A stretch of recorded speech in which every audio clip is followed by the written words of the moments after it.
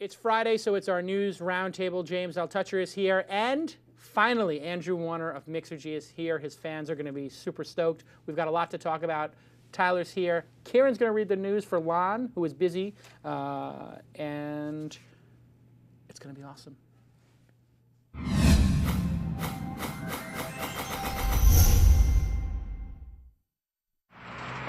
That's what it's all about, man. They said money is the root of all evil. What?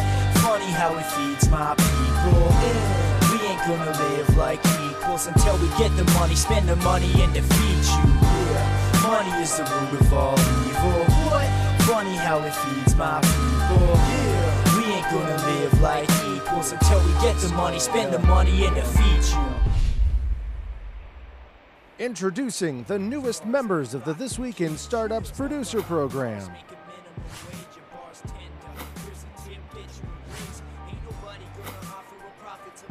Today's guests, Andrew Warner, founder of Mixergy, and James Altucher, Wall Street Journal and Financial Times columnist. We're back, and it's going to be a great This Week in Startups. It's, of course, Friday, which means we're going to go through the news. A lot has happened this week. And if you would like to be part of the back channel on This Week in Startups, you may have seen in the opening the people who have joined as producers of the show. Essentially, we're on an email list together.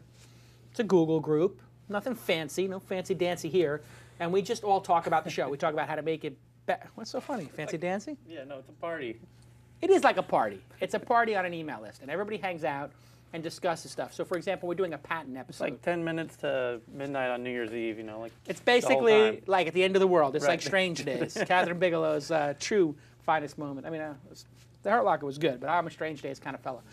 Anyway, everybody's on the email list. Everybody's discussing the show.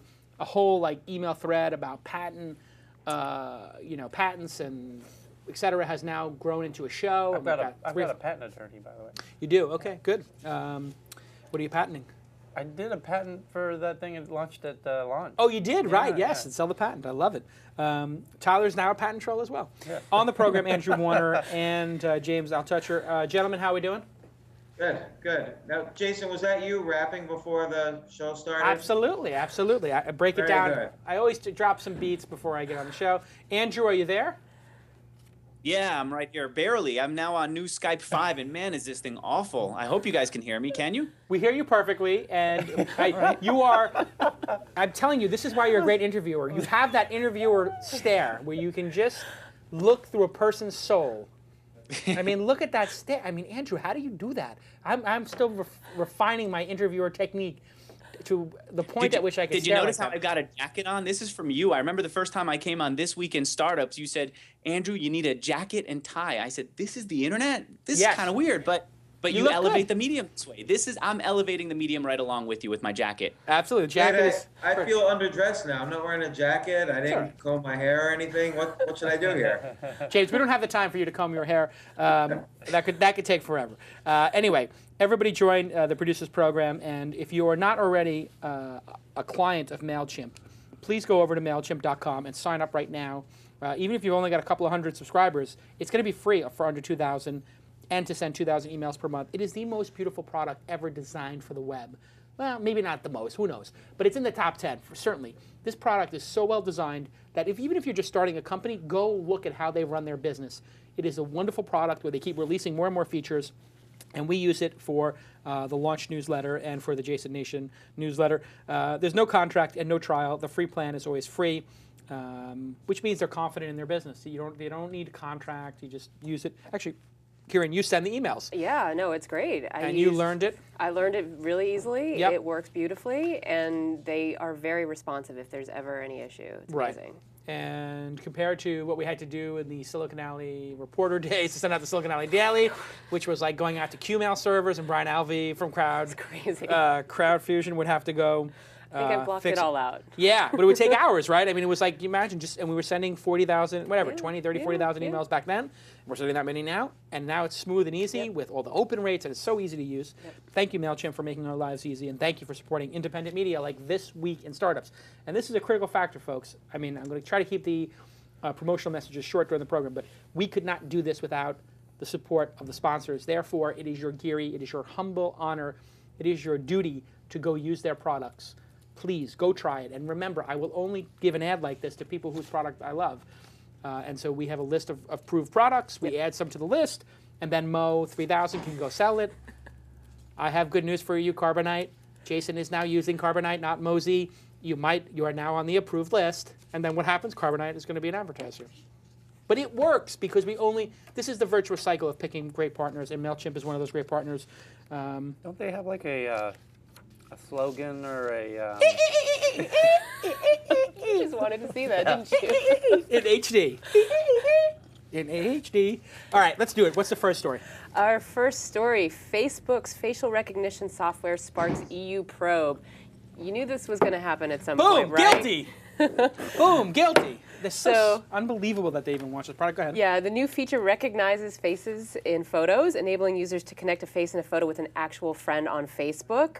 So right now, Facebook is providing suggestions for individuals in photos, and you can either accept or reject those suggestions. Now, of course, European Union is very, concerned about data protection, and their regulators are going to be looking into this. And of course, if you do want to change it, you can by customizing your privacy settings. Andrew Warner, is this the latest? What's going on? I've got the jacket on, but apparently the video is frozen, right? No, it's perfect now, Andrew. It's perfect now. You can see me, okay. Yes, we can see you moving. All right, Andrew, look, what do you think of this? I don't see what... I'll say this. Now that you guys can see me with my jacket and everything, I don't see the problem with this. I don't understand why the EU has to jump on everything that Facebook does. Facial recognition, I want it everywhere. I would love even for my iPhone to give me facial recognition when people come up to me at a conference and just give me some background on them. I'd like to go through all my past photos from years even before Facebook existed and have Facebook tell me who was in my world and help me find all their pictures. I don't see the problem. This is the march of technology. And people are going to have problems with it, but eventually all those problems are going to go away as they see how valuable this is. James, you're over the age of 40. I think Andrew's under the age of 30. What are your thoughts on this? I'm wondering if there's an age divide here.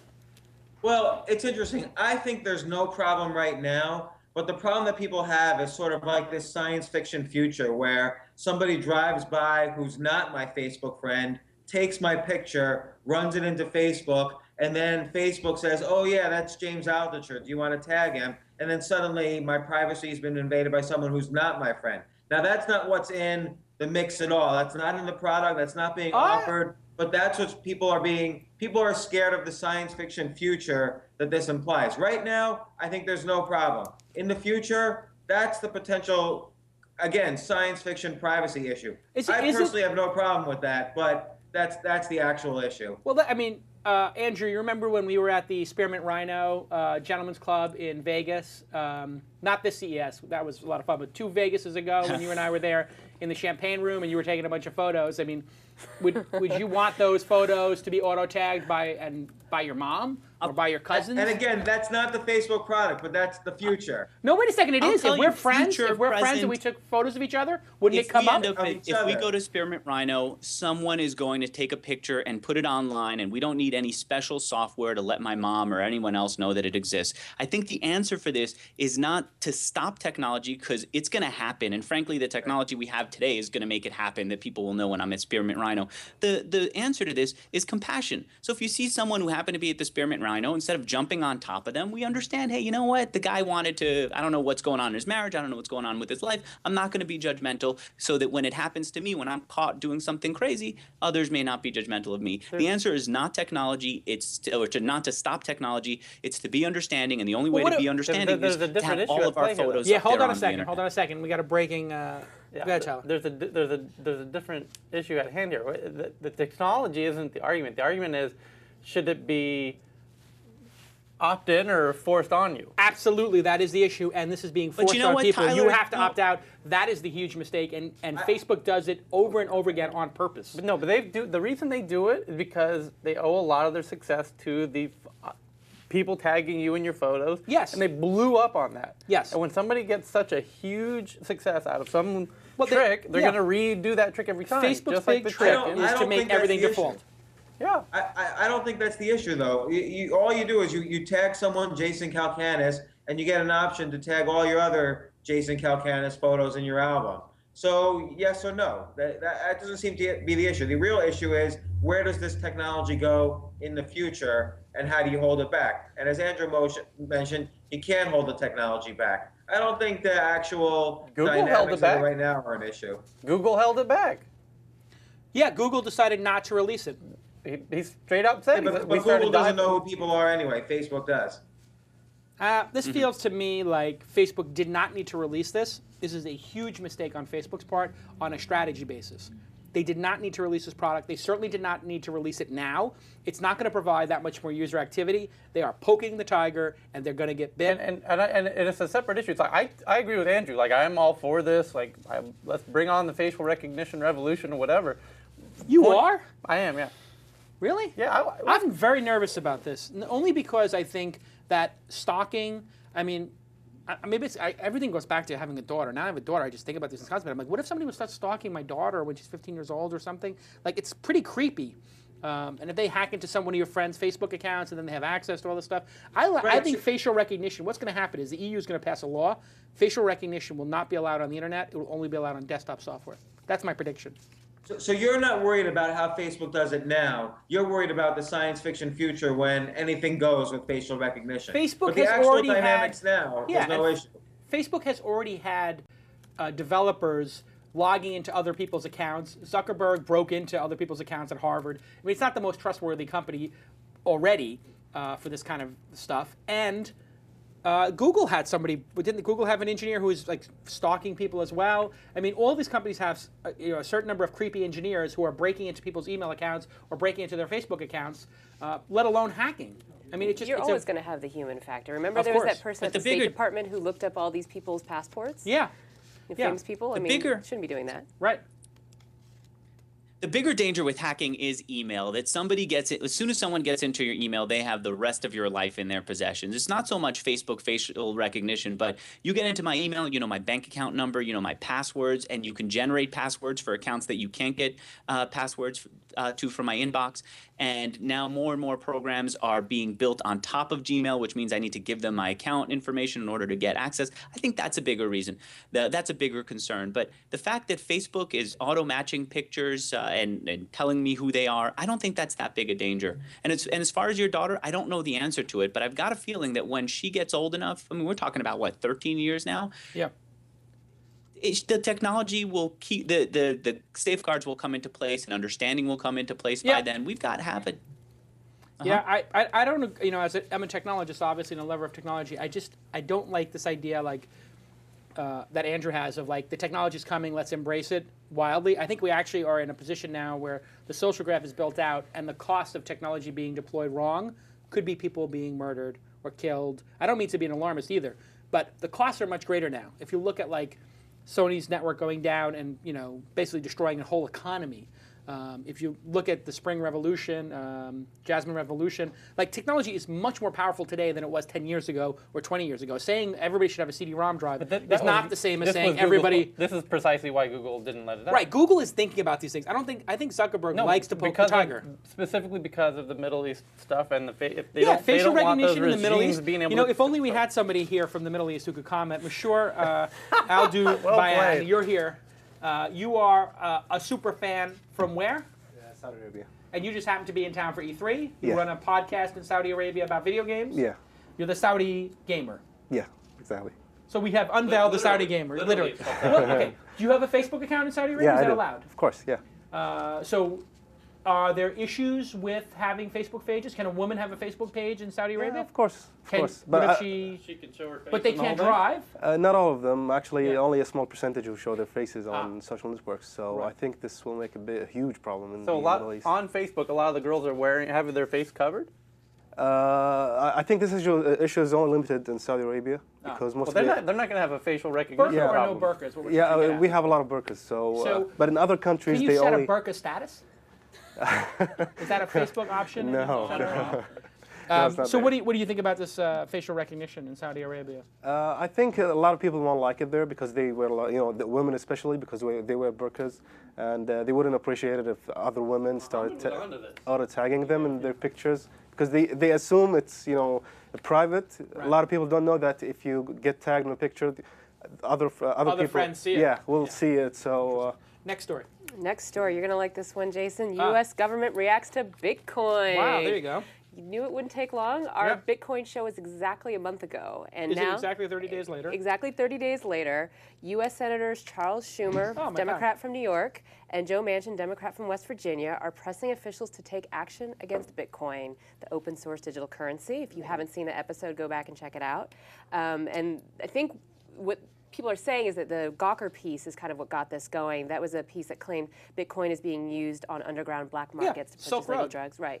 I mean, we talked about that on the show, but that sort of got it out to people. I'm trying to log into Silk Road. I can't get in there. No, you have to have a back road entrance. Somebody's got to get me into Silk Road. Jason, not because I'm trying to buy drugs, but because I want to do a story on Silk Road. I mean, it's not going to be like, it would be like an intelligence story. But anyway, you can buy drugs on it, yes? And so your question. So the senators have expressed their concerns in a letter to Attorney General Eric Holder. Of course. And DEA Chief Michelle Leonard. Of course. And you know, people have pointed out that you know, purchases don't leave a paper trail for law enforcement agencies to track criminal activity. That's the whole point. Exactly. Yes. So where's this going? Where is it going? Have you guys been following it, the Bitcoin? Yes. And what do you think? Well, I think like any currency, it's going to just follow the rules of economics. So if drug dealers and other black market guys are using Bitcoin to do all their transactions, eventually, you know, bad things will happen. There'll either be an inflation of Bitcoin, people will lose trust in it as a fiat currency because obviously it's just a digital currency, and the value of it will, you know, either go too high for people to practically use because there's so much demand for it, or too low because nobody wants to get involved in any potentially illegal activity that the government's going to get involved in. So I don't think there's a major issue here. If they really want to stop drug dealers from using Bitcoin, why did heroin production in Afghanistan triple over the past decade while we've taken over that country? Like, let's just stop the people, the criminals, rather than stop technology. So you're a fan of the Bitcoin? Do you think it should exist? Do you think they should try to actually make should they target Bitcoin? And what law would they target it with? They should totally not target Bitcoin because I don't think it's going to be a big deal at all. Nobody's going to buy a coffee at Starbucks with Bitcoin currency. So if all anyone's going to do is buy drugs and Facebook credits with it, then I don't think it's a big deal. Stop the drug dealers and ignore the Facebook credits. Technology's always started off with the porn they made, you know. Yeah, military. All that, yeah. Military, porn, and drugs. Porn and military has driven every technological innovation forever. So again, this is a fiat currency among many. The dollar is the strongest, and that's going to continue to stay that way. So we're making too big of a deal of it, Andrew. What do you think? Yeah.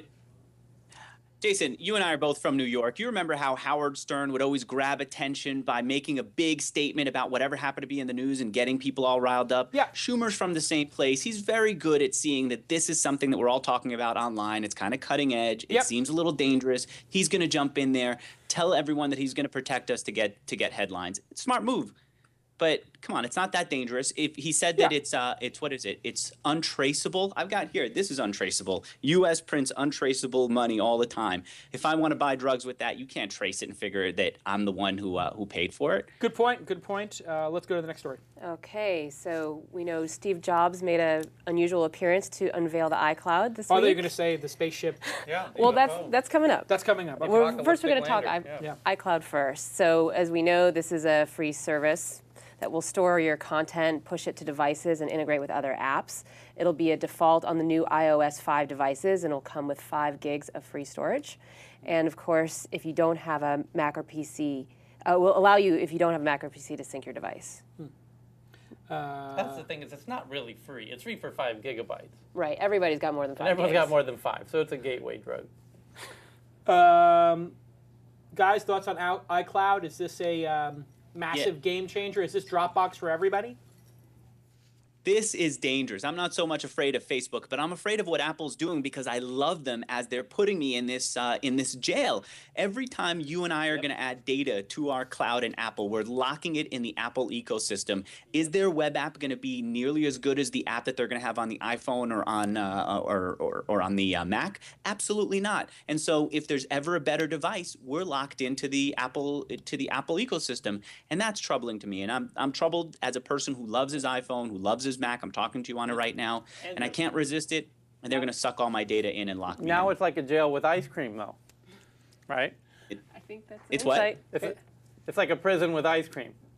Jail's not so bad. We need an insight They're from Tyler, luring guys. you into a trap, and I'm hold on, willingly time going out. in.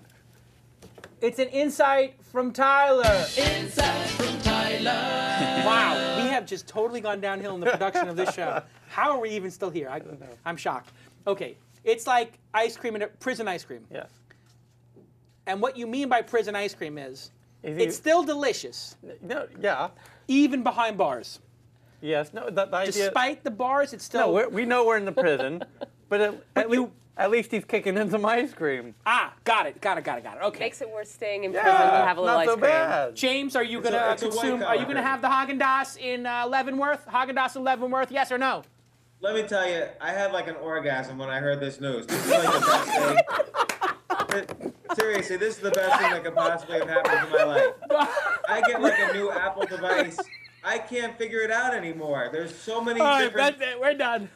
It's like a jigsaw puzzle of devices. Now it's like one God central almighty, place Spencer. I could connect to. That is It's my dream come true. All right. Steve Jobs is I think. no insight from you. All right, I'm gonna get control of the show back. Are I we on knew public bringing TV Andrew here? Warner Is this like on was a ABC bad or idea. what? Andrew Warner has now unlocked the Beast and James. Everybody, talk about one-upsmanship.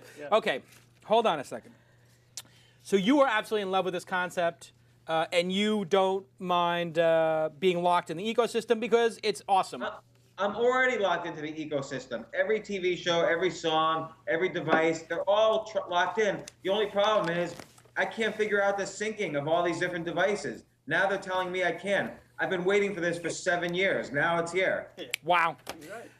You're right. Let's talk about the spaceship. I want to talk about the spaceship because that, to me, seems like more exciting news. One thing to add, I got What's more exciting, the spaceship or the I have Leavenworth ice cream? I have iCloud running on my stuff right now, and it's working perfectly. How do you have iCloud? Because did Steve? I downloaded the the developer build for iOS. Oh, and the 5 developer build has it working? Yeah. For 5 gig, or can you give them more money for more space? Right now, like he said, it just works. Like you don't do anything. All it is turn on iCloud, and you turn it on, and it's like, cool, your stuff is now syncing to the cloud. You don't do anything. That's what's going to make it work. Yeah. Wow. So it's not like Dropbox where you have to set it up. No, I mean, Dropbox is one of my favorite things on Yeah. the web, period, hands down. So this gets rid of Dropbox. This makes Dropbox seem complicated. This is just So like the losers flip it here on, are it's all- Dropbox, Evernote, Google email apps in the cloud. Potentially. Because all your documents, it's going to take your entire documents from your document folder. Yeah, it's like your... But it's only music and video now. And documents. And photos, everything. And no, all your contacts, Everything. it's everything. Hold on, Wow. I'll tell you what everything it is. Well, this gets back to this sort of dangerous that it's all in one place kind of idea too. Hold on here. Let me Yeah. pull up my settings. Go ahead onto the Yeah, yeah. spaceship here. So, Okay, so let's start with the spaceship. Yes, so Apple is planning to build And pull up a photo of the spaceship. Or I will. Here. Apple is planning to build a spaceship-shaped campus. So Steve Jobs also came out to pitch the Cupertino City Council this week on his proposed spaceship-like building on Apple's future campus that will hold 12,000 employees. Now, Apple has about 9,500, and they're split between several buildings. Apple purchased the 100-acre site from Hewlett-Packard last year and is adding it to the adjacent 50 acres it already owns. Jobs said there's not a single straight piece of glass in this building, and Apple plans for the building to function as its own power source with an energy center as its primary source of power and the grid as a backup. This is hardcore. So it has its own energy source as well. I feel like, I don't know if people have been watching the television show V, but this sort of feels like the V have landed. I mean, can you pull this up on my screen here for a second? IVGA is running on my machine.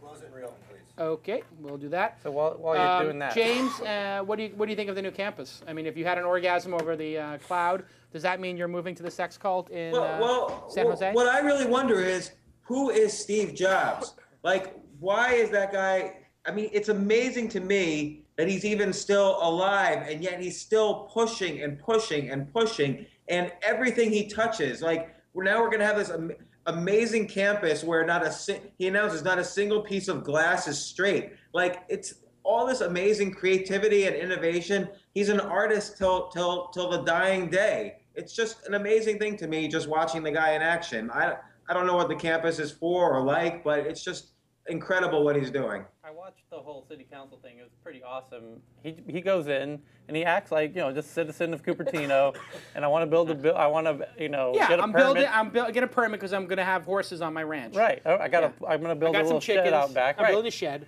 And then the crazy part is that the city council people are like in awe. No, she's like, so Steve, you know, as a citizen of the community, don't you think you could help out? Maybe like kick down some free Wi-Fi for everybody. And they shook him down?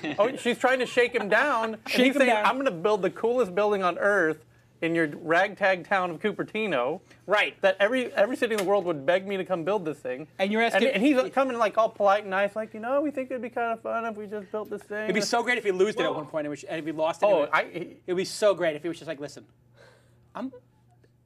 No, he said. Don't, No, he said. do it. She Don't said. do it. fracking Steve Jobs, and she said, "What's in it for us? What's in it for the city?" And he's like, "Well, there's these things called tax dollars."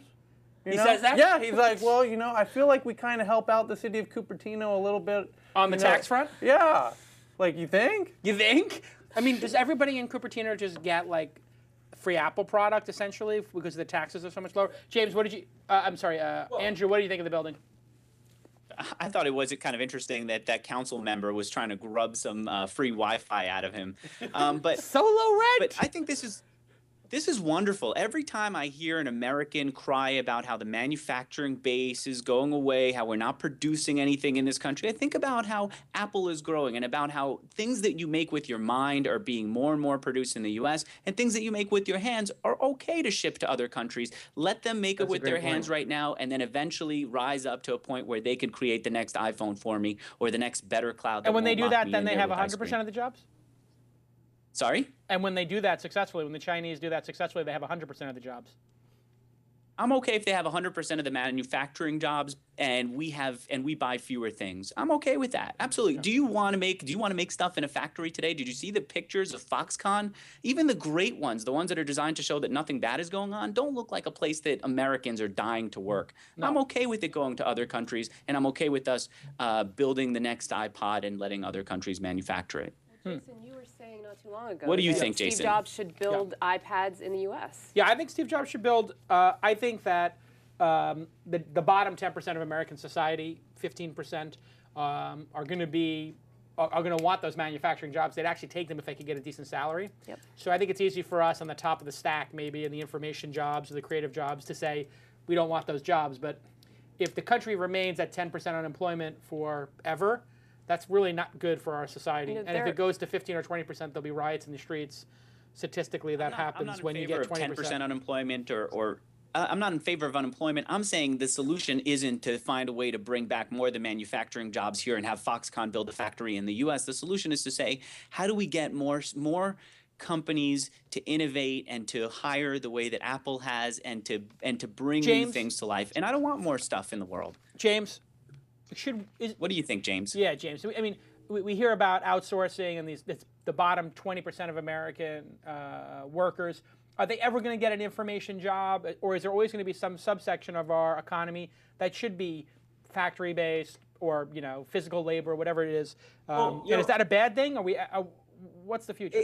It's both bad and good. We're transitioning, and it's a long transition into a global economy. So, for instance, my last 2 companies that I've started, I outsourced to India. I will never, ever outsource to India again. Now it's too expensive and the quality is crap. So now I would insource back to the US. And we're going to start seeing this transition until it all works out. Jobs will get lost, jobs will get created, and eventually we'll figure it out. We might not get back to 4% unemployment, but we're going to get back to 6% unemployment, certainly with current stimulus. As far as the Foxconn jobs, all those guys are committing suicide. So I'd rather that happening in China than happening in the U.S. Show us the campus. Show us the campus. This campus is going to take at least 1 point of unemployment out of the economy in the United States, because I think about 1%. It's going to take about 3 million people to build this thing. I mean, this thing. Let me tell you one thing also. Let me tell you one thing about Steve Jobs. They've got $65 billion in cash at Apple. They've not given $1 in charity, nor has Steve Jobs ever given to charity, and it's publicly known. And so, but he's added so much value to the world, and he continues to do so. The fact that Cupertino would even question him is just laughable to me. Next story. There's a shade of, tell me if I'm wrong, but when I see that photo, I think of Steve building his pyramid. He could have built a pyramid. He didn't build. He did the opposite of the No, pyramid. I think that this is the cherry on the top of the cake. This will be his final achievement. Is this building will exist for all time? 100 years ago, 100 years from now, people will come to that place like a shrine. I predict it now. We can all discuss it in 100 years. But literally, and they're going to bury his ashes exactly. right in the center of the thing. It'll be like Walt Disney. I mean, it's his Disneyland or whatever. This will be his legacy: is this building and this campus. And I think he's also going to try to make a new society. I mean, iSociety is basically what this is. I mean, don't be surprised. That whole inner sanctum part could be a graveyard. I know this. Like, no. Even Apple better. Legends. Even better. Why wouldn't he build these rings in other parts of the country and let people live in them, and you could live in an apartment? I mean, I know that sounds crazy, but you know Walt Disney has his own community where people can retire Celebration, to. Florida. Celebration, Florida. Why wouldn't they have an Apple community where you can live in an Apple lifestyle and make apartments in Manhattan? Can you imagine Steve Jobs? I would move. I know you would. I know you would. You're deranged. You're deranged. I was about to get into your personal life. Apartment. I mean, are you married? Yes. Is your wife going to watch this program and find out that you're having orgasms for Steve Jobs? She's sitting right over there with my kids. Okay. All right. Well, it just got strange. All right. Don't ask about orgasms. Let me stop for a second. Hold on. I have to stop for a second. Everybody, stop for a second. The show's out of control. I just want to show the iCloud syncing. I want to show another eye, but go ahead. It's mail, contacts, calendars, reminders, bookmarks, notes, your photo stream, and your iPhone finding. All that is. And your docs, and your music. Oh, we don't have the iPhone camera. Whatever. We got to keep that shot over your shoulder. Oh, sorry. All right. Yeah. iEverything, iApartments, iCloud, and iStockphoto. Of course, iStockphoto. The introduction for This Week in Startups, iStockphoto. If you would like to use royalty-free images, they have 8 million illustrations, videos, audio tracks, and photos. It's not just photos, people. There are illustrations in there. There are audio tracks and there are videos. I've been using this service since the Weblogs Inc. days. I remember when they started. It is such a great company because they solve a huge problem. Most people can't afford to buy the high-end stock, and most people don't, and then they don't want to steal images, so they got to find some way to do this legit. You can do it legit with iStockphoto. You don't realize how cheap it is to go legit. Just like Steve Jobs had an innovation, an innovation, with 99-cent tracks that stopped people from stealing, iStockphoto has stopped people from stealing images because it only costs $1 or $2. Get in there and get some of these high-quality stock images. They reject over half the images that are submitted to them. I actually didn't know that. They have premium collections for editorial use, affordable prices, flexible options for everyone, from bloggers to small businesses, owners to ad agencies, designers to publishers. Thank you to iStockphoto for sponsoring the program. It's so great to have a product that I use for years and years and years come on board and support what we're doing here. Where else can you get independent media like this? Thank you to iStockphoto. And everybody go to iStockphoto.com/TWI for your special offer. Everybody tweet that link, and everybody tweet thank you at iStockphoto. Thank you from the bottom of my heart, iStockphoto. I do appreciate it. Next story. Next story. I believe one of our guests is following this one. Okay. eBay acquires Magento, which is an open source e-commerce platform. Sure, Magento, yeah. Down the street from Magento. It's here in town. And Magento had recently raised $22.5 million in equity funding, closed in March. Mm-hmm. And of course, eBay has done some other acquisitions recently. GSI, Milo, Red Laser, and Skype. And Stumble upon. eBay plans to roll Magento into xCommerce, planned as an open end-to-end cloud-based platform for buying and selling solutions at all scales, online and offline. This is brilliant. Yeah. Who's been following it? Andrew? Me. I've been watching these guys since, I mean, their office is just a few blocks away from yours, and my apartment used to be a few blocks away from your office when I lived in Santa Monica. And it's so interesting to watch these guys bootstrap Magento and grow it. I mean, they started out just doing consulting, then they put ads on AdSense for like 5 cents, 10 cents an ad, and ended up getting tens of thousands of dollars in business. Implementing what was it? OS Commerce, I guess, was the open source e-commerce platform, and then they built their own with Magento and just grew it and grew it and grew it. I think in the 11 years that they were in business, well, actually, in the last 11 years, I know that they were profitable. Fantastic story. The reason that I wanted to highlight them is I don't think we give enough attention to these bootstrap companies. I don't think we give enough attention to these hustlers who don't need to core TechCrunch, who don't have time. Yeah, they've been to, a silent, to push you to have them on. They've been a very silent story. But anybody who's building websites for a living knows that Magento has become the gold standard for buying and selling and just doing commerce. If you want to Andrew's point, it's like the Bay Area gets so off on this whole schema of having to do that song and dance and the rigmarole, and then Sarah Lacey comes down here. She's like, "Oh, I didn't know you guys had this company called Magneto." No, the video game Machinima. Machinima, and like Machinima is a juggernaut. And whatever. I mean, you don't listen. Some people focus on their work. Some people. There's an old saying: "Empty can makes the most noise." Hey, should we buy eBay stock? I don't know. What do you think? Do you think that eBay has been a James. good acquirer? He's the guy. Oh, James. Okay. James is the guy who actually does James? this for a living. But yes, James, what do you think? Well, I think this is a Hail Mary. I think it's great for Magento. I agree. That's a wonderful company. But eBay itself is doing Hail Mary after Hail Mary. I feel like I'm opening up the newspaper and reading the same news I read about Amazon 2 years ago. Amazon's just basically too much ahead of the game when it comes to end-to-end commerce and cloud and all that other stuff. For mom and pop in Kansas, they're going to Amazon. They're not using Magento or eBay or anything like that. Next story. Next story. So co-producer Carolyn was really intrigued by this, and I'm sure you guys will have fun. Japanese scientists create touchable holograms. Oh, yeah. Researchers at Tokyo University reveal that they've been able to create touchable holograms. The technology is based on software that uses ultrasonic waves to create pressure on the hand of a user touching the projected hologram. Oh, boy. The researchers used 2 Wii remotes from Nintendo's Wii gaming system to track a user's hand. Wow. Wow. That is incredible. James, thoughts on the touchable hologram of Steve Jobs?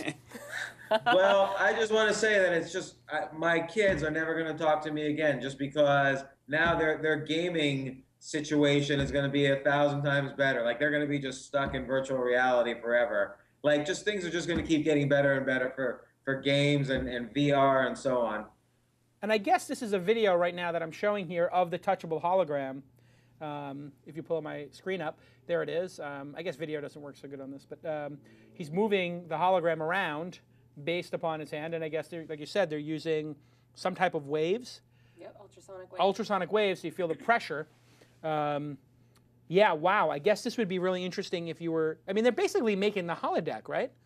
I mean, this is another component of the holodeck. Augmented reality was one. The Wii remote and the Kinect were another piece. Essentially, how close are we to having a holodeck at this point? I mean, he's fondling a ball there. 10 years away. Well, you didn't have to say that, Tyler. That's what he was 10 years away I'm from just saying. Leave it to the Japanese. Not only lead 5 years into the future, but like do the whole kinky, weird thing, you know. Oh, it's gonna. Yeah, I mean, this is gonna make it very interesting. Yeah. Well, I mean, the adult industry. Yeah. They also have, honestly, from our time in Japan, like, they have like these cafes, the maid cafes and everything. It's also kind of just odd. They have a zaniness to them. It's a zaniness. So, I mean, now they're going to go from having maid cafes to virtual maid cafes. Yes. But when we went there 3 years ago to Miyazaki, whatever, 2 or 3 years ago, they were showing us augmented reality. They were showing us augmented reality characters and maids that you could interact with and spank and do all this kind of weird stuff. Now you're going to actually be able to touch them. Yeah. Wow. That is insane. Okay. Yeah, there's look at this video. Look at this video now. Japan's been doing this, by the way, for the entrepreneurs that have an interest in this kind of stuff. They've constantly look at this. He's bouncing the ball. Boom. He just bounced the ball. That is incredible. I mean, you could be playing handball in this. You could do basketball. You could do basketball where you're actually feeling the basketball in the game. Basketball. So I guess what this is all doing is essentially be able to play basketball on the internet, and then at that same point, you're going to realize I could go outside and play basketball. Right. But this way, the experience will be so close. You could be playing with people remotely, your friend, and shooting in some basket at your screen. Yeah, bring it on. I like it. Japan has always had, this. I mean, it's actually kind of strange. The iPhone is kind of the first time where we've had the dominant phone, where they, for years, were so we far have ahead. leapfrogged them. Yeah. But this has always been happening for 20 years now. They always come out with this, thing that's 5 years ahead of us, and we're so stuck on our little social networks and stuff, and they do these really cool things that, Yeah, this is, how soon before this is into a major console or a smartphone? Anybody have a guess? I mean, we have augmented reality. That took 3 or 4 years to go from, prototype to this. How long will it take for augmented reality for touchable holograms to get there? Touchable holograms. It's hard to say. 5 years? Depends if this seems like a hardware issue. Seems that means you have to have rays being blasted at you, right? You need some sort of device to blast rays at you. Right now it's at Todai University, Waves. with Tokyo University. Most things in the university research programs are like 10 years out from... It's got to be 10 years out. Next story. Next story. That's fascinating. Salesforce.com pays over $1.5 million for the domain data.com. Okay. So we know that domains are pretty hard to get these days, and the really big ones are going to cost you. Of course, now they're saying that the price significantly exceeds the $1.5 million number that's been reported. This puts data.com in the top 20 most expensive domain names ever sold. It's not that much for a domain like that. 4-letter domain is pretty average. Right. I don't say it's average. It's the high end of like a common word like that. It's worth it. And when you have a multi-billion-dollar market cap, it's an easy thing to pay for. Right. So you know what the most expensive one ever was? Sex.com. Yep. And games.com, which is not on this list, went for $10 million too, I heard. Fund, I didn't hear about that one. Porn, 9.5. Diamond, 7.5. Slots, 5.5. What do you guys think? $1.5 million for data.com? Good deal, bad deal? For data, you know what? Actually, what's interesting to me is that we're still fighting over .coms. I would have thought that by now the .net or .something else, even .tv would have been bigger. But it's still this one top-level domain that's the hot one that we're all fighting for, as if kind of like real estate people fight for a place on Manhattan. I would have thought that we'd go bigger. But it's a good deal. The average person doesn't understand about .net. The average person doesn't want to have to remember long names. Seems like a good deal. Yeah, I think it's a good deal. James, your thoughts? Yep. Yeah, it's a good deal because, as you mentioned, Salesforce.com is worth $18 billion. So this is a drop in the bucket for them. The company is in desperate straits. They're trying to figure out how to make a business model with everybody breathing down their back. So maybe this fits into their business model, maybe it doesn't, but it's a non-event for them. Let's do James's story about the Dow. Yes, that's next. James is predicting that the Dow will hit 20,000. In a recent Wall Street Journal article, James outlined 10 reasons he thinks the market will soar in 2011 and we'll see the Dow hit 20,000. You can read the full article. It's a bit.ly link /J Altucher Dow. I just want to add that I've probably gotten at least 20 or 30 death threats because of this article. Like, people literally hate the fact that there's optimism in this economy. Everybody just wants to be so negative. And that's the problem with the media in general. It's just so negative. Wait, you literally had death threats? Yeah, literally I've had death threats. And people saying the government should take my kids away. Really? Because I said Dow 20,000. Yeah. That's interesting. Go to Market Steve Watch. Jobs There's gives 970 comments. 950 of them are against me. What's your key kind of points on that, James? Yeah, how do you get to this 20,000? Well, look, there's two main points. One is, we've all been through this QE2. The Fed ran this printing press that printed up $1 trillion and spread it around. Okay. Well, most people don't realize it takes 6 to 18 months for even $1 of that to actually have its effect on the economy. So we haven't had that 6 to 18 months yet. So any kind of action in the economy that's occurred or the stock market that's occurred is for other reasons. The QE2 is actually going to have its effect at the end of 2011 or even at the end of 2012. And then it's going to be enormous. It's going to be $1 trillion worth of stimulus on this economy that's going to hit like a firebomb. So that's point number one. Point number two, Apple, my favorite company, trades for 12 times future earnings with 100% growth.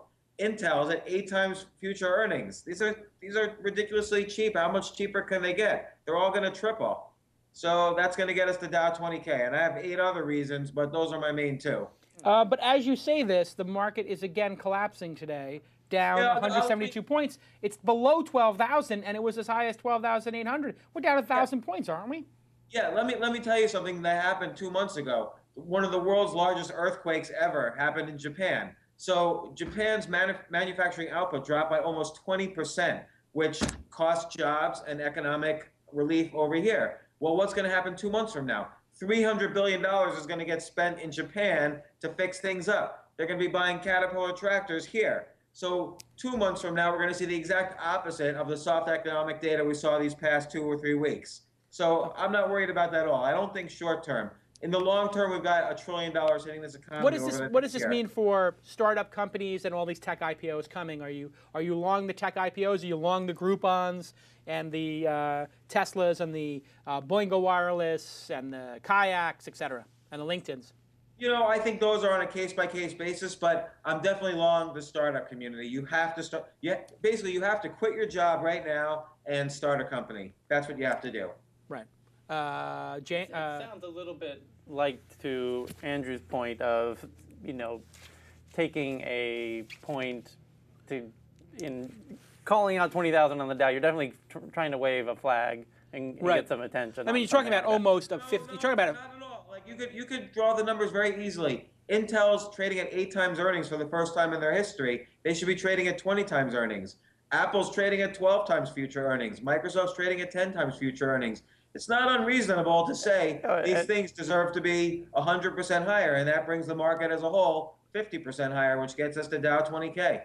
But I'm curious, James, you said that the market, everyone wants to be negative right now, and they don't like that you're optimistic. What does it take to get everyone to shift their way of thinking and start feeling more positive about the direction things are going and how undervalued some of these companies are? That's a good question. I think when you have a situation like 1999 or 2007, where essentially you have an IPO bubble as opposed to the reverse of what's happening now, then that's the time to be. That's when everyone's optimistic because everything's going well, and that's when you have to get out of the market. But right now, everyone is so negative.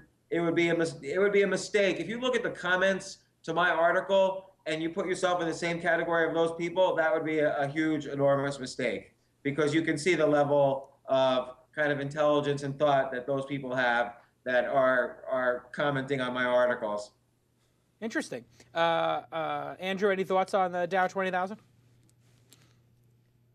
For me, no. I invest like a widow and orphan. I put all my money very safe and sound, and that way I don't have to worry about it. I got nothing positive, nothing Kyle, great and useful to add here. You're a trader and stuff like that, and you've made a lot of money doing that.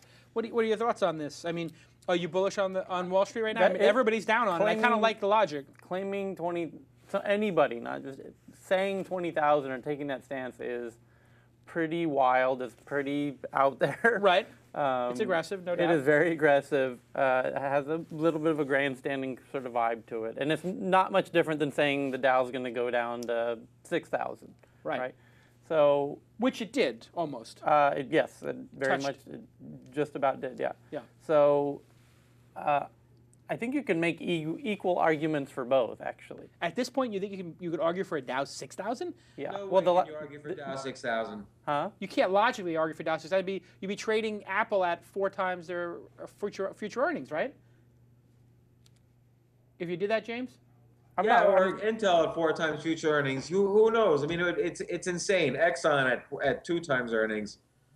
The whole stock market might as well go private if the Dow were to go to 6,000. Well, we were there. We were there not even 2 years ago. That's right. Yeah, and the situation was a lot different then. We had a financial crisis. We had a housing crisis. Is the housing crisis over? The housing crisis is just as bad as it ever was. Well, no, not at all. No, it's housing prices are exactly stable with where they were a year ago. They went up and then they went down, but they're exactly the same as they were a year ago. And they're the same pre-bubble, right? I mean, they're all back to either 2002 or 2006 levels, depending on the city. So I think not only that, new home sales have only 6.5 months of inventory left. Like, housing bubble is not, we're not out of the woods, but it's not a disaster. It's not a crisis. Right. So we're at a crisis phase. So what does this mean for startup companies and entrepreneurs? It just means it's an awesome time to start a company, basically. We're on the right side of a bubble. We're on the right side of a bubble. Things are going to go up, not down. We can't possibly have another crash. We're going to have volatility, of course, but it's a good time to get started. Let's not forget, what month did Groupon get started? They launched their company in November 2008. So economy independent, you can still start a great company in the worst time. But now it happens to be the best time. Okay, so lightning round. Let's do the last couple stories. Okay, Google is going to acquire AdMeld for $400 million. They were a TechCrunch 50 company.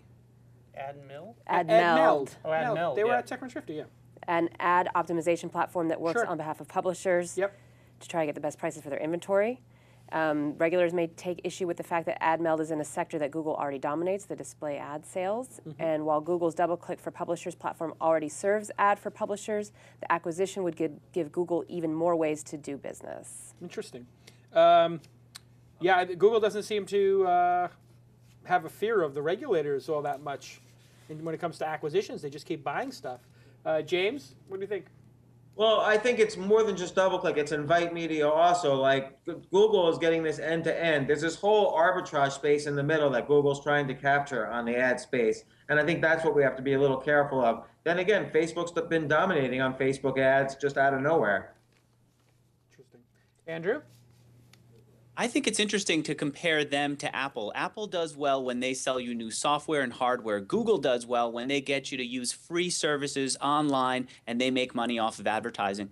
I think I like this strategy as a user. I like the idea that they're going to try to get as many people online and try to keep them happy online as much as possible and keep thinking about ways to monetize us with advertising. Does that mean Google's going to release a free iCloud product? I mean, they already have free Google Apps.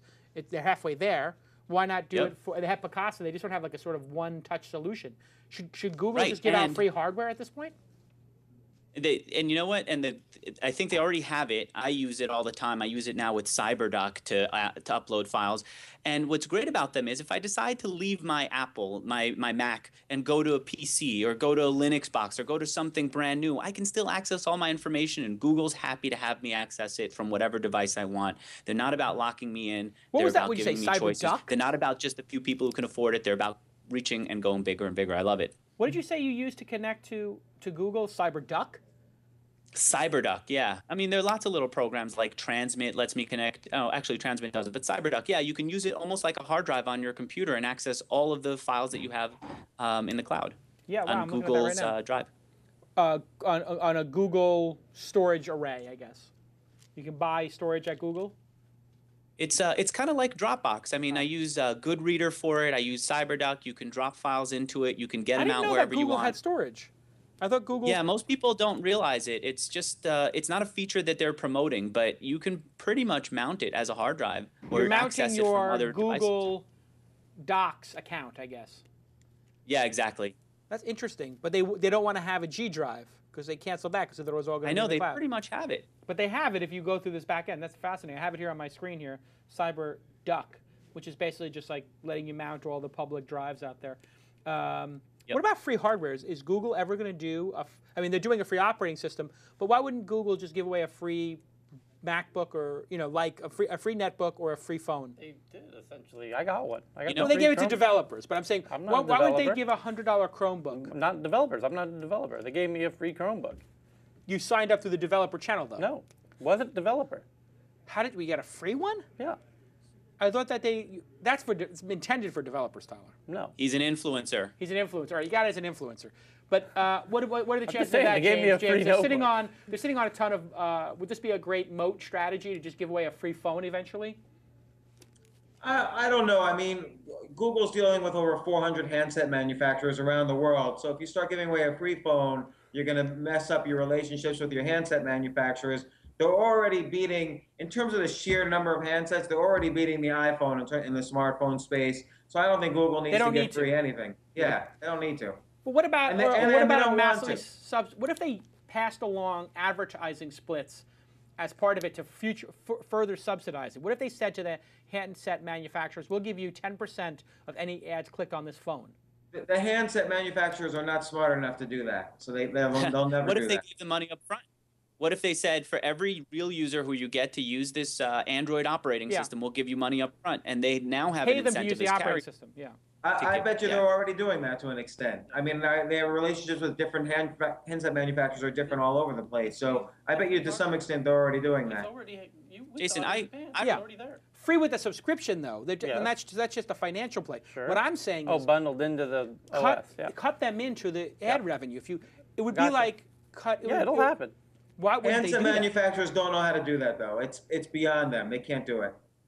I remember, Jason, when you and Tyler came back from Japan a while back, and you guys were talking about how they were giving away free computers and making money from the internet connection, and you predicted that that was going to happen in the U.S. It's starting to happen. Yeah. Chromebook is doing that right now with schools and businesses.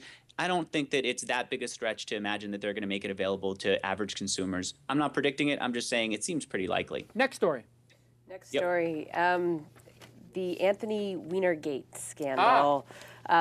This was maybe not technically a tech story, but he used Twitter to send pictures of himself in his underwear, and first claimed, of course, that somebody had hacked into his account and this wasn't really him. Later acknowledged it was him and he did send it. As we know, his wife is pregnant. She continued on her trip as planned to the Middle East with Secretary of State Hillary Clinton. Oh, wow. Yeah, she's not really standing by her man at this point. Democratic leaders are advising him to resign. But he's not. He's going to ride it through, like Bill Clinton did. Yeah. That's not the interesting part. So the tech part, the Twitter part? What is the tech part? Is that he doesn't know how to use direct messaging? Yeah. Well, wait, where was the image hosted? Because you can't send a file through direct message. So this person really, truly does not know how to use Twitter. Because, right? I mean, or actually Twitter now has images, but at that point it didn't. So did he send a twit pic of it? Right, and can you keep a twit pic hidden? I don't think you can. Well, it might be like hidden but not password protected, right? Like people don't know the URL, so. The fact that he was stupid enough to use Twitter to send pictures of his, yeah, exactly. I mean, he doesn't, does that disqualify you from working in the government? It would, yeah, I guess it would. No, it's not illegal, but it's certainly hampering the efforts of the Democrats to get stuff accomplished right now. So this is the only thing in the newspapers instead of, they're calling it, they were trying to do something on Metascare, they were calling it, it wiped all that out of the news, and now the only thing we have is Weinergate. So he needs to resign just so the Democratic Party could move forward. Wasn't there a revolution going on in the Middle East? I mean, why are we talking about this? It's like so. We're talking about Syria. Like, is there something going on? Aren't people being murdered in Syria? You have. Well, even more importantly, let me talk to my guy. Let me talk to Mashoor. The interesting thing about it is everybody who's ever had that same problem. It's happened to me. Have you ever done a DM fail? I have never done a DM fail. Really? I do not use the DM technology. I would never put anything sensitive in email, period. It doesn't have to be sensitive. You've never accidentally I don't use DM. Andrew, you've DM failed? I don't put anything critical in DM. I'm not talking about critical. Not saying critical. Did you ever send a message by DM that wasn't actually a DM? Yes. You haven't. Neither of you have. I don't use DM. James. I definitely have never had a DM fail. Wow. I don't think people use. Do you guys use DM? I use email. If I want to talk to somebody, email. It's serious. I'm not doing it through DM. Exactly. I check my DMs like once every 3 months. Who are sending private information through DM? I've seen Edwin Williams DM fail multiple really? times. Oh yeah, multiple times. Oh, really? But it's like, let's oust Jack as CEO so I can be CEO. It doesn't have to be salacious. It can be like, pancakes. You know what I mean? You're just talking to somebody. Oh, you know what we should do is we should do intentional DM fails. And then let people... so I'm going to DM fail you. I'll just do it on Twitter right now. You'd be like, what do you want to eat for dinner? I'll be like, Kobe burger. So wait, how do you DM on Twitter? You hit the button, but you don't... If I type DM and then I send you a message, it would be a DM fail. If you're using your instant messenger right. to send the tweet... But if I use... and you accidentally forget to put the D, then you're going... Is it D or DM? So if I put D here, if I do D at steep decline... You don't even... you don't have to put the at, I don't think. So I'm going to say D at steep decline. Yeah. And then I'll say... Well, that's an actual direct message, isn't it? Right. But if I make a mistake, so I'll put DM. Like I pretend I don't know that it's D. Right. Steep decline. I don't think that's a good idea. Mm-hmm. M dash. We should really think about the impact that will have on Project X, i.e. at Arrington and at.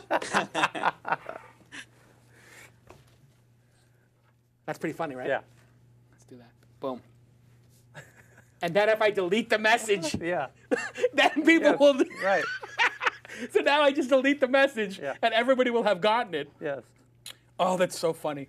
Okay, so now I'm just gonna go right to it. Look at your tweet. It took out the steep decline in the DM. Oh, did I DM you? Yeah. No, it just says. You just had a DM fail.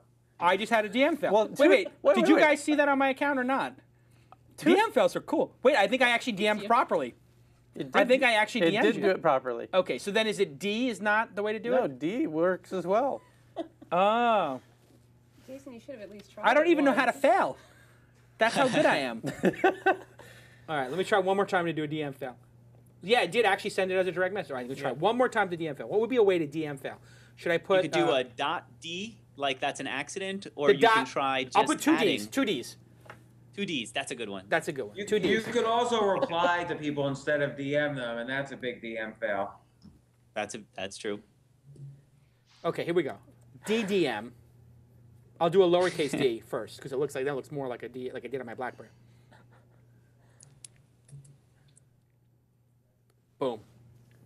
Let's see if that... I did it right. Okay, now it's out. So we wait 30 seconds, and then we delete it, and then we see who replies and says, oh my God. I can't believe you just had a DM fail. I just did my first DM fail. Yeah. Awesome. I love it. DM fail. Okay, now I delete the tweet. Boom. Now we see if anybody replies to me. What was that? And now, oh, should I just say disregard that last message? Yeah. That's a DM recovery. DM save? You already got a DM response. save. Like that is a fail. Nice. Very nice. All right. Last story. Anyway, anybody have any comments on Weiner's Wiener? Weiner's Weiner. Is it Weiner his name or Wiener? Wiener. Wiener. I mean, Your name is Wiener. You can't make this stuff up. I know, but that was actually Wiener was wasn't that in Funny People? Andrew Wiener. Anyway, it reminds me of like a Adam Sandler joke or something like that. Yes. Wiener DM is Wiener. Okay, last story. All right. Speed Well, round. Is there any more? there aren't any, but I just saw that Cafe Press has filed for its IPO. What? Yes. The people who make custom T-shirts, mugs, you name it, have filed their S1. They're looking to raise as much as $80 million. They launched in 1999. As of 2010, they had 2 million customers, 2.7 million orders, and the average order size was about $47. So they have 80 million in revenue. That's not a good sign. James, Cafe Press. I don't know. I think you're going to start seeing more of this. There are all the VCs that started in 2000, 2001. These guys, they're forced now to return money to investors. They're going to have to start filing for IPOs whether they like it or not. So we're going to see a flood of IPOs over the next year. And you know what? Thank God to the stimulus, they're going to mostly do well. All right, great. This has been an amazing program. Thank you, Andrew Warner, for finally making it on the program. Thank you, James. You're an awesome guest. Kirin, good job reading the news. Tyler, excellent insights. Mashoor, thanks for coming all the way in from Saudi Arabia. A lot of entrepreneurs there, a lot of bloggers. Yeah, it's starting to be, a lot of entrepreneurs are becoming, interested in doing web services and stuff, and trying to develop their own business there. Interesting. And a lot of This Week in Startups fans, or is it just a couple? No, actually, I couldn't get. I know only a couple of people, and I couldn't. There are a couple of people who are watching it now, right? Yeah, they listen to it through iTunes like I do. But yeah, I couldn't convince more people to. We had a call in from. We had an Ask Jason. We had an Ask Jason. Yeah, I know that guy. Actually. Yeah, you know that guy. I was so pissed that I wasn't the one who put the pin on. You are the first guy to put the pin. You're the second guy. Being an entrepreneur there, and the Spring Revolution or the Jasmine Revolution. Why hasn't there been a revolution in Saudi Arabia? Well, someone tried. I don't know. It's probably an outsider, but then the people were against it, and the government was against it as well. Yeah, so it and didn't the government is taking care of people pretty well there. It seems. Yeah. They seem to spread the wealth and take care of the citizens in Saudi Arabia pretty well. Yeah, it's not as good as outsiders think, but yeah, they give us a lot of money. They give money to people who are unemployed.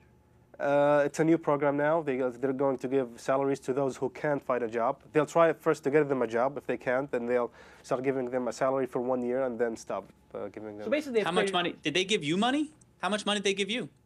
No, they didn't give me. I'm employed, so. Yeah, but I'm saying unemployed people in the country will now be given a stipend essentially if they for a can't year. get it, if they can't find a job. Yeah, if they can't find a job. So they're basically saying it's easier to just pay for everybody. The bottom is 20% unemployment among young.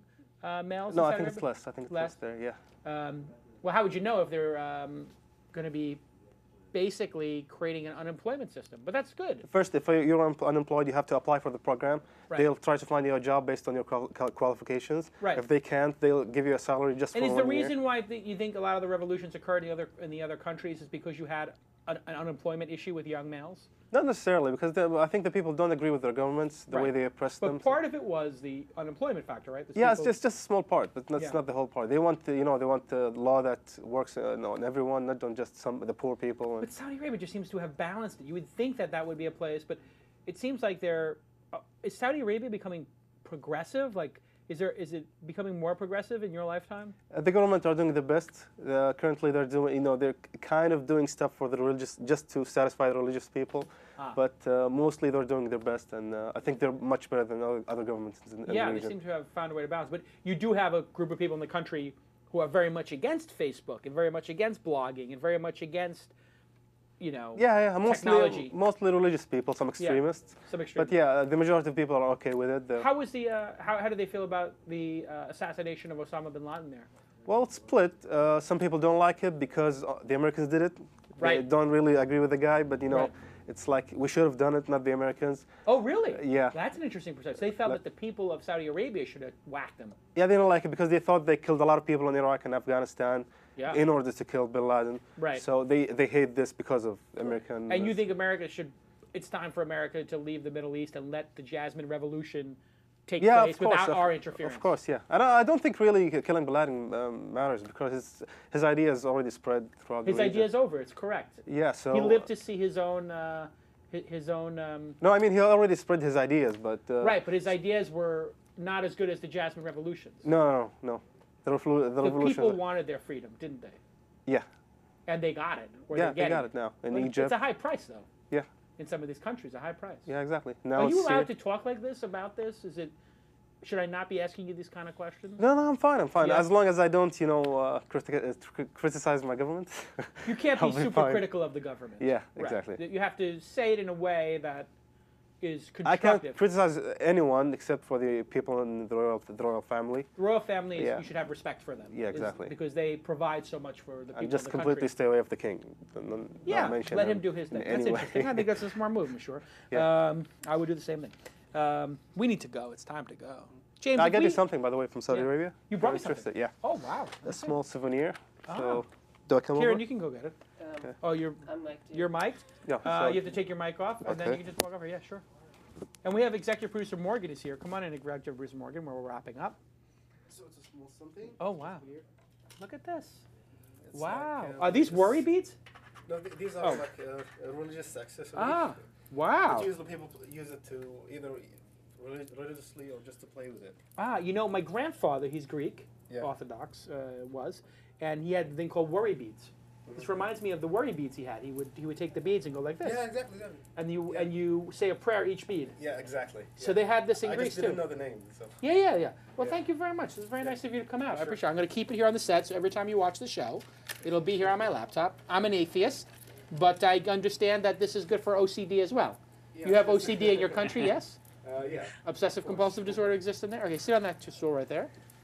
Executive producer Morgan, welcome. All right. Thanks for coming in. You watch the show from outside? From outside? Yeah. Very good, very good. What do you do? Oh, he's not even mic'd. This guy's sitting Tyler show. Okay, so you have to step out, then he's going to take your microphone and sit. It's great to have all these fans come into the studio and say hi. I'll go have a nice tea with you guys after. So you are an executive producer of the program as well, and you happen to be in town. What is your name? What do you do, Morgan? My name is Morgan Howard. Ah. Thanks for having me. Yeah. Yes. You're in town for I'm in town trying to cause some trouble. We have a fishing vessel called the Cornelia Marie. Ah, yes. You emailed me, yes. Yeah. You were on Deadliest Catch. Yeah, our boat is on Deadliest Catch. Awesome. And now you're thinking of doing your own show. Yes. Wow, that's awesome. Yeah. Why don't you just do it on the internet? Hey, that's why I love listening to you guys, because now that we're in a world where this could be possible, right? Yeah, but you'd have to do a lot of post-production. You couldn't live stream from the boat, and that probably wouldn't be the most compelling. But reality TV is a lot different than what we're doing. Yeah. So you have to, reality TV is somewhat scripted, right? Like they try to create situations? Yeah. No, not in our case. It really is putting in the hours of footage and then coming back to the edit room and making those storylines. Yeah. What an amazing success that Deadliest Catch has been, huh? Yeah, but I'm interested in what you have with the community, and you have a subscription model, and we have a very loyal fan base built around our boat. So. Right. You do? Yeah. Yeah, I think what you should do is what's the name of the boat again? Cornelia Marie. Cornelia Marie. Named after my mother. How many Facebook fans? Over 1 million. Why don't you do Incredible. Cornelia 365, and then you just do every day from the boat, talking to everybody, asking questions, and then let people who become members can come visit the boat when they're in town. Because I think that they would love to come visit the boat and take pictures, maybe go out on a tour. Where is the boat most of the time? Its home port is Kodiak, Alaska. Ah, well, that makes it a little harder, doesn't it? Well, it's an adventure to go up there, and a lot of folks That's like true. that. So, Yeah. or they want to go out to Dutch Harbor. Yeah. Interesting if this revolution in digital media could actually make it you could make a business out of it similar to the business of being on Deadliest Catch. There's got to be people who fantasize about doing what they do on the show. Oh. You know, it's funny because we get offers for people. They want to pay us to go out on the boat. And work. Well, sometimes work and to prove themselves, or sometimes just to be an observer. Oh, that's a great thing. So that's sort of like the adventure. Well, So, you know, they don't really know what they're getting into. Right. So I told my mom, you know, we could charge them $20,000 to go on, and then we'll charge them $20,000 when they want to get off. right. We'll make money both ways. But that's a joke, because it really is not for everybody, and they don't know what they're getting into. Yeah. Most people get seasick, and it's I do. god awful. So I get seasick when I'm on a lake.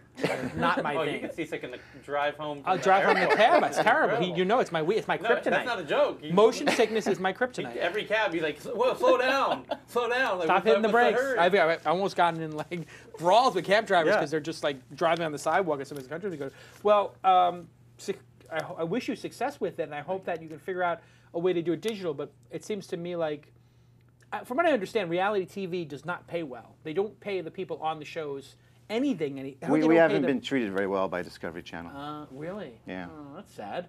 Hate Really? to say It's that if they're watching, but that's just the way they seem to operate with this show. Really? But doesn't Yeah. that show, like, isn't that their like top tier show? Yeah. Wow. And so that you don't get a taste? You don't get any like decent compensation for being on the show? Yeah, they don't. Not enough. Apparently not enough. You'd be surprised. Well, I think that's what they're trying to do. Is I think that what they're saying is we're making a documentary film. We can't pay people. That's true. And I think that's their position. Is we're just putting all the money into making a documentary, which is understandable. It is. Except when you get to season 2 or 3 or 4. Or season 7. Yeah. Or season 7. I mean, if you're in season Yeah. 7, obviously they should be compensating the talent who's on the show. That makes no sense. That would be like me not compensating you. Never mind. Like, what about the Jersey Shore kids? Those Jersey Shore kids now Well, that's get what I'm saying. real The pay money. the Jersey Shore kids who are just I mean, they're drinking idiots. alcohol and they're idiots, and then you're out there busting your ass. It makes sense that you guys I'm not out there. You're not out there, but I mean, obviously, your family. I grew up people. fishing on that boat, but I gave it up early. Yeah. It's a tough life. It is. Those guys are tough, man. Also, we can have Alaskan king crab. Yeah. You want some? You brought some with you? The Santa Monica seafood over here, man. They have those great king crab legs. What does that go for, the king crab leg a pound? You guys get like $5 a pound or something? What do you get? Yeah. And then they wind up selling it to me for $25 a pound, Yeah. $30 a pound. Yeah. So 5 times, 6 times. So that's interesting. And going direct, Expensive frozen. flight over. Yeah, but if going direct, do people actually do that? Can you buy direct from your boat? No, it's pretty complicated. It's complicated. It's the way it's Do you set up flash now. freeze that stuff, or they delivered live? No, flash freeze. They have to flash freeze, right? That's the only way they do it. You could do like a lobster system, but it never really caught on with crab. Interesting. But yeah, you could transport it. It'd be like lobster, but Yeah. never really caught on. Interesting. In fact, the lobster tank thing I don't think is as common as it used to be either. No, that was like a 70s gimmicky kind of thing. I want to pick Yeah. my. Now people are. We put a lobster video up on Mahalo for making lobster, and it's got like 1,000 downvotes. Because don't wanna no, see what happens live. is one of the PETA people emails it to everybody on PETA and says vote this down on YouTube, not realizing that any social commentary makes it the most discussed and moves it up in views. So they have no idea that PETA. I mean, listen, my wife. Via my wife, I donated to PETA. I don't agree with that. It's sort of interesting when you get married. I'm like, really? I donate this much money to PETA, huh? Okay. I don't agree with all this. I eat steaks, but sure, why not? We'll continue success with it, and hopefully you can learn some stuff from this. We'll learn some stuff from you guys. I mean, we're all in this together and figuring it out. Yeah, I've learned a lot from watching the show. Yeah. We've learned a lot from watching reality television, and I think that this is going to become, this sort of thing we're doing here is going to become as successful as that, perhaps, in terms of there's a small segment of people who want to get very deep into things. And if you can find those 1,000 people who are willing to pay you for that, and we're 70 people into that, we're 1% of the way there in my estimation. But I think we'll get to I think we'll get 100x a year from now, and we'll have 1,000 people on the mailing list, and it'll be like this amazing group of people who get together and go to Vegas or go to San Francisco together or New York. We're already starting to have that happen, where people are every week now somebody stops by the studio. It's awesome. We had 2 people today. Cool. Really cool. Anyway, continued success with it. Thank you for being part of the program. I do appreciate the attention, and I will very much enjoy those crabs when you send them. I cannot wait for that. Anyway, thank you for tuning in. Thank you, Andrew Warner, if you're still there, and James. I'm sorry I just forgot we had guests. Are you guys still there by chance? Yes. Oh my God. Yeah, Thank you guys for having us. Everybody can follow Andrew Warner at MixerG. He is doing, Andrew Warner, an amazing interview in his own right. And he is doing his First Fail series over at MixerG, one of my favorite blogs. I've watched almost all of Andrew Warner's videos. And if you haven't, you want to get over there right now, follow Andrew at MixerG, MixerGy. Really, pound for pound, one of the best interviewers on the internet. James Altucher. Dude, thanks. Of course. James Altucher, you can follow on Twitter, JALTUCHER, James Altucher. And his blog is, what is your blog, James? JamesAltucher.com. JamesAltucher.com. There you go. And I see you all the time on like Henry Blodgett stuff. You do Yahoo. You're always over at the Yahoo Finance, right? Yeah, I do a lot of that. See, I think I'm everywhere. You are. And I just self-published the book. You How did? to Be the Luckiest Person Alive. How to Be the Luckiest Person Alive. I like that. It's about Mark Cuban? Mark Cuban's autobiography? There's a chapter about it. No, he always in my says next that. When book. I die, I want to come back as me. That's a good line. There's a chapter in there about Mark? In my next book. In your next book, okay. All right, well, everybody go get the book. Is that a real book, or is that a book in the Amazon bookstore? No, it's in Amazon. It's a paperback. It's You self-publish it, or you got a publisher? I totally self-publish it. I used publishers for my first 5 books. I decided to self-publish this one. It's working out great. And so you get 100% of the money, or 70% of the money? What happens? About 70%. And do you use some system for doing that? Yeah, createspace.com. I just uploaded a PDF, and they did the rest. Wow. Let's do a show. Put that on the show list. Really? Let's do a show, The Future of Publishing, and talk about book publishing. The book publishing industry is dead. This is a great thing. All right. We'll see everybody next time. Thank you to our sponsors, MailChimp, and, of course, iStockphoto. Awesome. Steve Jobs couldn't make a better stock photo service than iStockphoto. This is the photo service that if Steve Jobs actually focused on, he would build someday. We'll talk to you next time. Cool.